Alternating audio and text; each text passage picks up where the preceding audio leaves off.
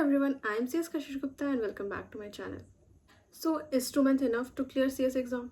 But before discussing this, let's discuss कि आपको ये 2 महीने में क्या क्या नहीं करना है. सबसे फर्स्ट है insufficient revision and procrastination. Last minute के लिए कुछ भी नहीं छोड़ना है, जो करना है अभी ही करना है. एंड लेक्चर कंप्लीट करना जितना इंपॉर्टेंट है उससे ज़्यादा इंपॉर्टेंट है self study and revision. And इस टाइम तक आपका या तो रिवीजन स्टार्ट हो जाना चाहिए था या अभी तक नहीं हुआ है तो स्टार्ट कर दो. Second, stress. अभी स्ट्रेस लेने का टाइम नहीं है. अभी बिना कुछ सोचे सिर्फ पढ़ना है और रिजल्ट क्या होगा उसका स्ट्रेस लेने के लिए हमारे पास टाइम है एग्जाम के बाद. We will think about it after the exam.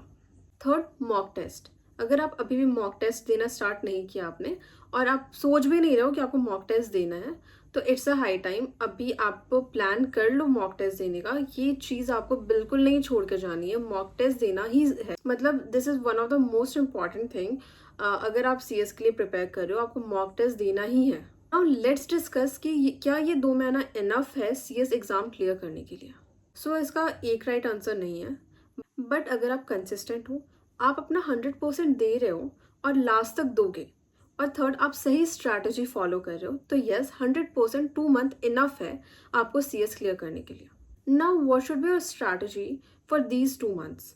First आपको एनालाइज करना है कि आपको कितना पढ़ना हो गया है, कितना बचा हुआ है, आपको कितना रिवीजन करना बाकी है. एज पर मी, अगर आप बोथ मॉड्यूल दे रहे हो तो आपका 31 मार्च तक दोनों मॉड्यूल का पूरा लेक्चर एटलीस्ट कंप्लीट हो जाना चाहिए. और अगर आप सिंगल मॉड्यूल दे रहे हो तो एटलीस्ट 15 अप्रैल तक आपका पूरा लेक्चर कंप्लीट हो जाना चाहिए. बट अगर आप बोथ मॉड्यूल दे रहे हो और आपका अब तक 50% से ज़्यादा सिलेबस बचा हुआ है तो अब आपको रेगुलर लेक्चर से कंप्लीट नहीं करना चाहिए. आपको या तो रिवीजन लेक्चर या मैराथन में शिफ्ट हो जाना चाहिए. और अगर आप सिंगल मॉड्यूल दे रहे हो और आपका 15 अप्रैल तक आपका सिलेबस कंप्लीट नहीं होगा या 20 अप्रैल तक आपका सिलेबस कंप्लीट नहीं होगा तो या तो आप रिवीजन लेक्चर से लेक्चर कर लो या फिर आप रेगुलर लेक्चर को 1.5x के स्पीड से करना स्टार्ट कर दो. और सेकंड है consistency. You should be consistent right now because आप ऐसा नहीं कर सकते कि आप बीच में 1-2 दिन का गैप ले लो या एक दिन आप 12 घंटा पढ़ रहे हो और दूसरे दिन 5 घंटा पढ़ रहे हो. आपको अब प्रॉपरली कंसिस्टेंट रहना है कि आपको 12 घंटा पढ़ना है, मतलब डेली आपको 12 घंटा पढ़ना है. Third, proper study plan. मैं ये नहीं बोल रही हूँ कि आप ऐसा रूटीन बना लो कि आपको सुबह 5 बजे उठना है, 5 से 10 आपको पढ़ना है. बट आपको ये करना है कि आप अभी से ये देख लो कि आपको पर डे आपको इस सब्जेक्ट का कितना पोर्शन कंप्लीट करना है और आप एग्जाम तक एटलीस्ट 3 रिविजन कर पाओ. फोर्थ वन इज आपका मॉक टेस्ट. आपको मॉक टेस्ट देना तो कंपलसरी है और आप पर सब्जेक्ट का एटलीस्ट 3 मॉक टेस्ट दो. और बस मॉक टेस्ट देना इंपॉर्टेंट नहीं है, आपको उससे भी ज़्यादा इंपॉर्टेंट है उसको एनालाइज करना कि आप कैसे, आपका वीकनेस क्या है, आपका स्ट्रेंथ क्या है, आपको किस पे काम करने की ज़रूरत है.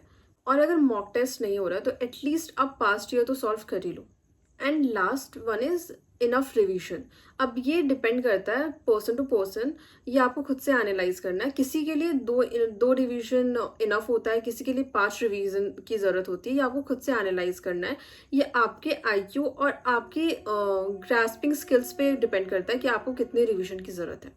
एज पर मी 3 रिवीजन करना चाहिए. बट ये आपको एनालाइज करना है कि आपको कितना सिलेबस हुआ है, आपके पास कितना टाइम है और आपको कितना रिवीजन चाहिए.